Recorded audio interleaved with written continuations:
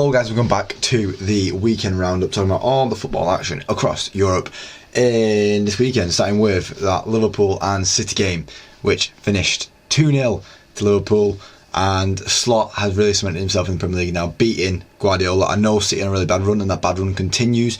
They just seem to lack the, not only creativity to create the chances, but when the chances is actually getting created, Doku played some really good balls across, but Haaland just felt shy, naive to jump across. Usually he'd be in a position where Haaland's best quality was that he was always in the right place at the right time, and that's what helped him out. If he's not getting in the right place at the right time, then it's not going to help him out whatsoever, and I feel like that it really hit him on the head today, yesterday, sorry.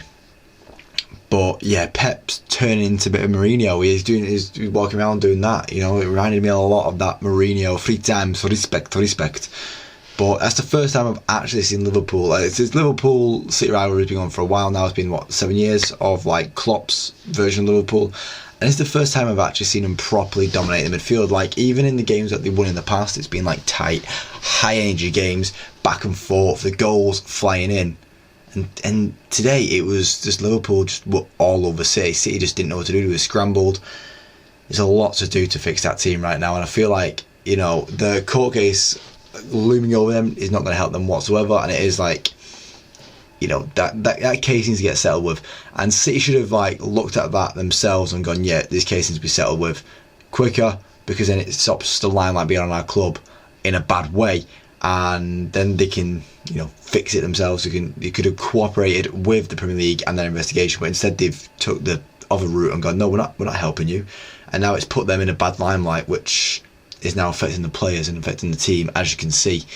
But my team's doing well. My team's doing very well. United winning 4-0 against Everton. Amarin Ball truly underway now. 3 games in, 3 games, that you should have won. We won 2 of them, and we should have won that one, but it is what it is, I guess, and it's our first clean sheet as well. But today was different, because the other games have been a bit tight. This one was just comfortable. It was just a nice game. Rashford getting a brace, Xerxes getting a brace. I really wanted Rashford to get an hat-trick, I really did, but it didn't quite happen. Everton, I thought, started the game well, but it's that same old problem with Everton that happens year in, year out, and it's ever since Lukaku left, the goals just dried up. They just dried up, they vanished, going into thin air, and there's no help there. Chelsea beating Villa 3-0. I'll have a clean sheet in the Premier League. I'll have a big result in the Premier League here. Chelsea beating Villa. Villa on an 8-game run now without a win. Just as bad as City, really. City with a 7-game winless run. Jackson and Enzo both scoring again like they did last week. Enzo on a nice bit of form right now for himself.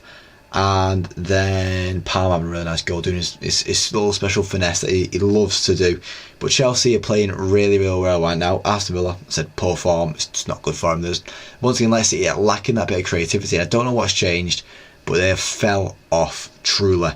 West Ham and Arsenal, no clean sheet in this game, but my God, were the goals. 7 goals, in fact, all in the first half, as Arsenal won 5-2. Scoring 7 goals in the first half is insane. A jam-packed first half, bit of a boring second half. Made some changes around. Sterling had a few chances, hit the side netting a few times, nothing came of it. Gabriel opened the goal scoring with doing what he does best, winning the corner, winning a header from a corner. That's why he won a penalty as well for Arsenal's 5th goal. And Arsenal has played dominated over West Ham. West Ham's goals come from Wan-Bissaka and Emerson, the fullbacks. And it seems like this Lopetegui phase might not last long. The progressive manager at West Ham. West Ham, you're a David Moyes club. Get David Moyes back. Simple as.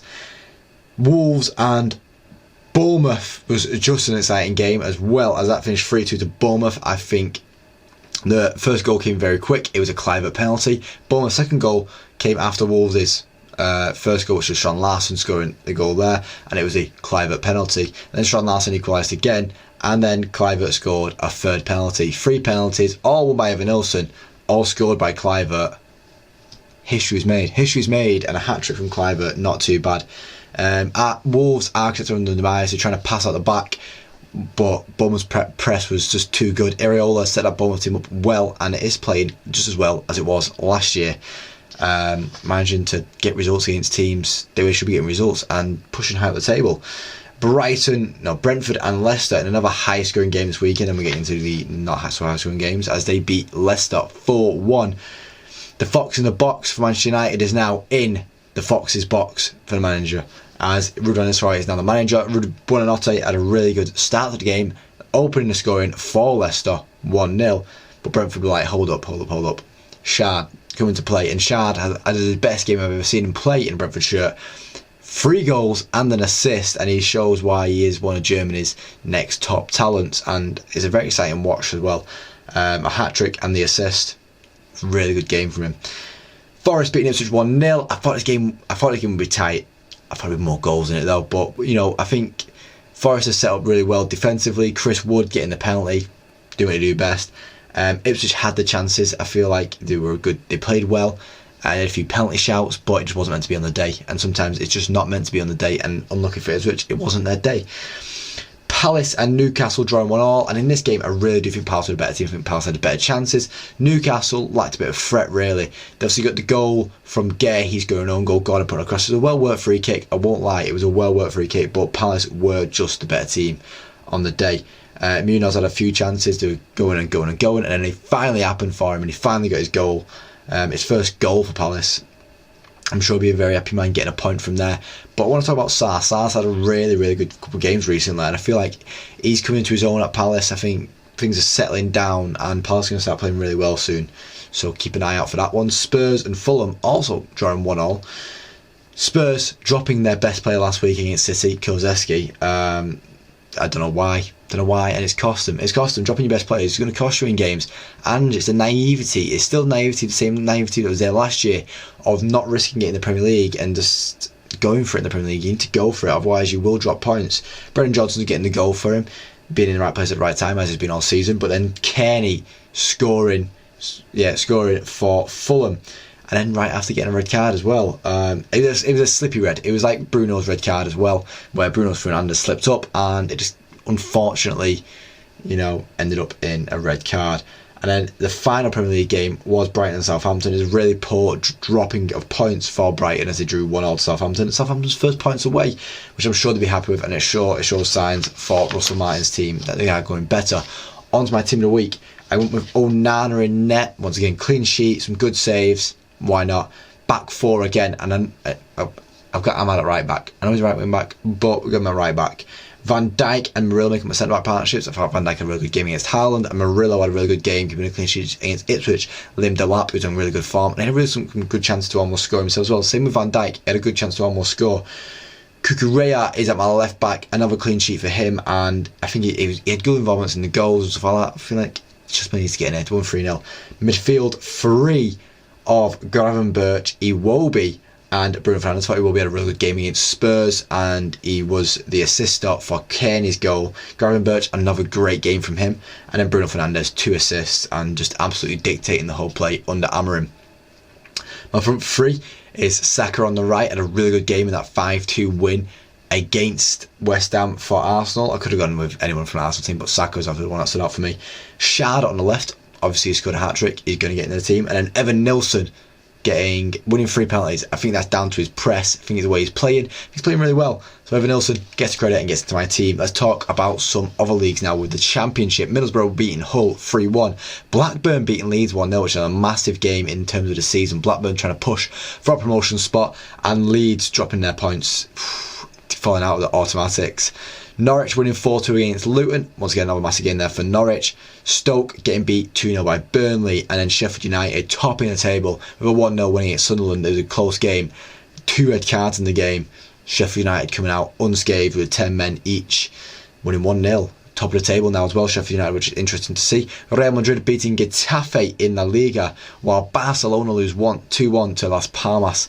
Very upsetting for Barcelona fans, as Real Madrid and Atletico also closed down points on them. Atletico winning their game 5-0 against Valladolid. It's all heating up in the other leagues now, and it's the Premier League that's actually the biggest gap right now, which is a bit annoying. Leipzig got beat 5-1 by Wolfsburg, and it seems the wheels have come off the car as they're no longer driving anywhere. And Leipzig seem to have just fell off the planet. I don't know what's happened to them. Union Berlin getting beat 2-1 by Leverkusen. Leverkusen trying to find the form they was at last year. Dortmund and Bayern drawing 1-1. Dortmund trying to guide others to a treasure they could not afford themselves, as Frankfurt closed the gap between them and Bayern Munich, winning 4-0 against Heidenheim. Omar Mamouche getting another 2 goals for himself there. On to Ligue 1, and Marseille beat Monaco in a massive game for a Champions League spot there.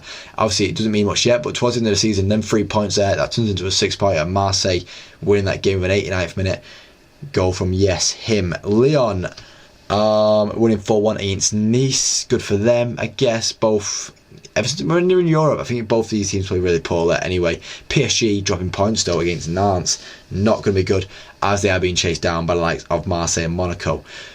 On to the Serie A, and Atalanta play Roma tonight. So no talking about Atalanta, sadly, which, you know, I really want to do talk about Atalanta, because I do think they are the ones that are going to win Serie A this year. Lecce dropping points to, you know, Juve dropping points to Lecce. And the game should really win. Still going invincible though. Napoli beating Torino thanks to a McTominay goal, 1-0. Parma beating Lazio. Lazio falling off a bit there with Parma 3-1. AC Milan beating Empoli 3-0. And then Inter Milan and Fiorentina was postponed, but I can't seem to find any reason why it was postponed. I tried looking for it, couldn't find it. But I can really end this video now, guys. I do thank you for watching. Like the video, leave a like. If you want to see more, subscribe to my channel every single day. Thank you for watching, guys, and hopefully I do catch you next time. Cheers.